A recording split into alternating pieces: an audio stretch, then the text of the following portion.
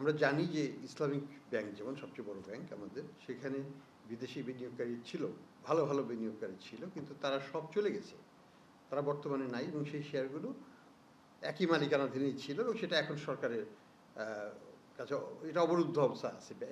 এই শেয়ারগুলো কোনো ট্রানজ্যাকশন করা সম্ভব নয়। এটাকে জীবন অবাক না করলে কে করবে? 28% মিল্ক ফ্যাটের অবাক করার সাথে ফ্রেশ মিল্ক পাউডার। জীবন অবাক করুক প্রতিদিন। তো এখন যেটা আইনগত প্রক্রিয়া যেটা আমরা করব সেটা হচ্ছে, ধরুন সেই গ্রুপের কত লোন আছে, সেই লোনের টাকাকে তো উদ্ধার করতে হবে।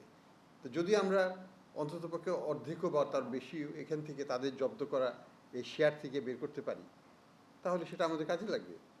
তো আমরা মনে করি যেমন শুধু ইসলামী ব্যাংকের যে শেয়ারটা আছে সালম গ্রুপের, এটার মূল্য হয়তো 12 থেকে 15,000 কোটি টাকার মধ্যে হবে।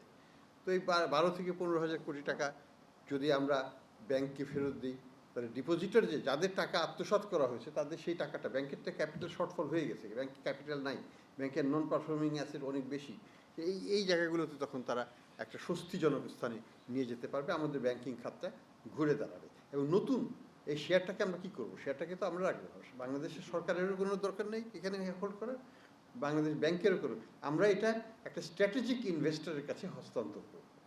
হস্তান্তরের আগে সরকারকে মালিকানাটা টেম্পোরারিলি নিতে হবে।